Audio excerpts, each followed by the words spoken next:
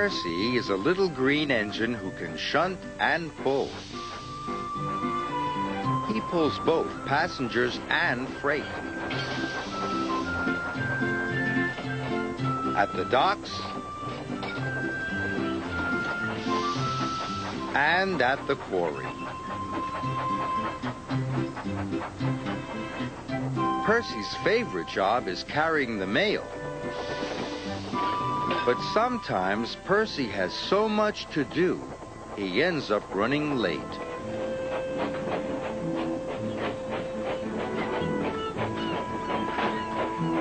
One evening, Percy arrived late at Brendam Docks. "You're late again, Percy," said the dock manager. "I will have to speak to Sir Topham Hatt." Percy was upset. Percy returned to Tidmouth's sheds. The other engines were already asleep. Then Percy heard voices on the other side of the sheds. It was Sir Topham Hatt, and he was talking to Percy's driver. Percy tried not to listen, but he couldn't help himself. "Percy has been late too often this week," said Sir Topham Hatt. "He must go to the scrapyards tomorrow." "Sir Topham Hatt wants to scrap me," gasped Percy. Percy worried all night long. The next morning, the sun shone and the birds sang, but Percy was too upset to notice. "Sir Topham Hatt wants to scrap me," he cried, "and all because I was late."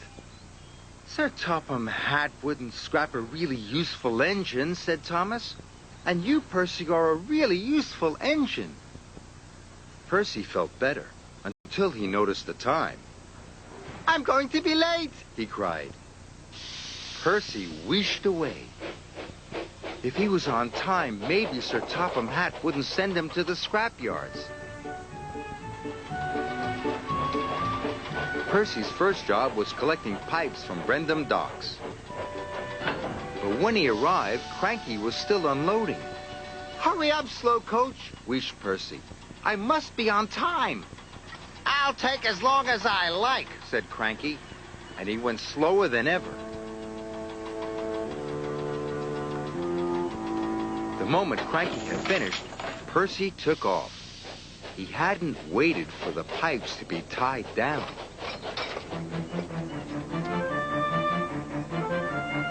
Percy rounded the bend.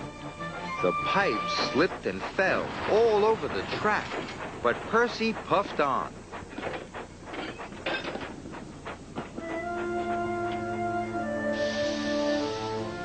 Percy thought he had delivered the pipes, so he chuffed away to his next job. Percy was to take some tar wagons to the workmen mending the roads. "Be careful," said his driver. "Tar is sticky stuff." But Percy wasn't being careful. He was going too fast. Percy charged down Gordon's Hill. He didn't see Gordon and the express until it was too late. The brake van passed Gordon, but the tar wagons didn't.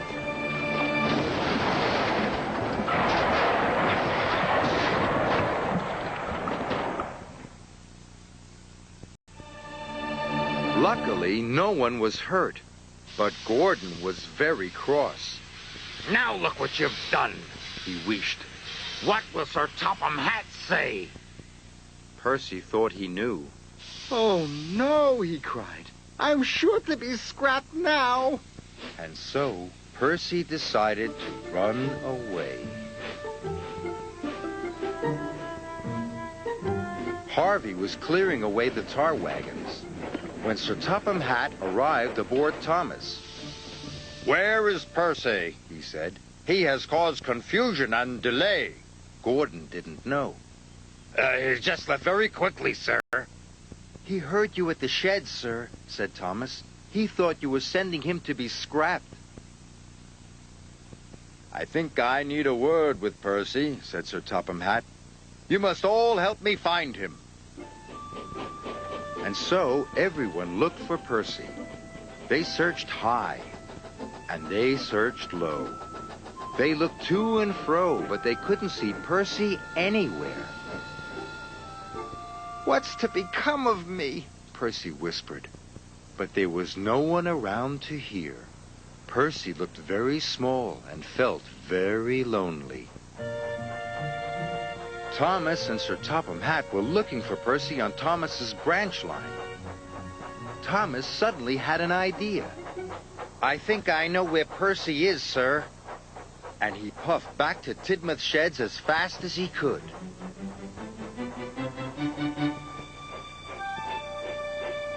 The sheds were very quiet as Thomas rolled into the engine berths.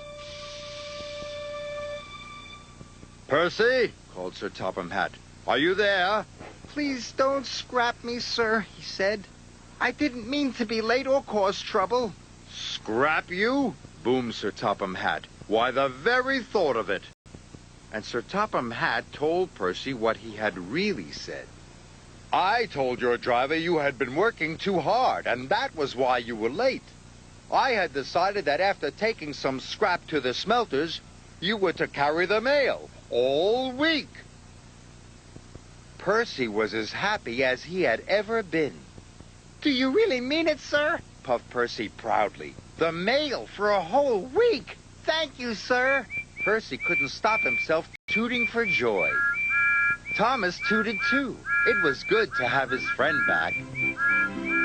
So Percy carried the mail all week. He wasn't late, and he didn't make a mistake, not one. And Percy decided never to listen to silly stories ever again, especially not ones made up by himself.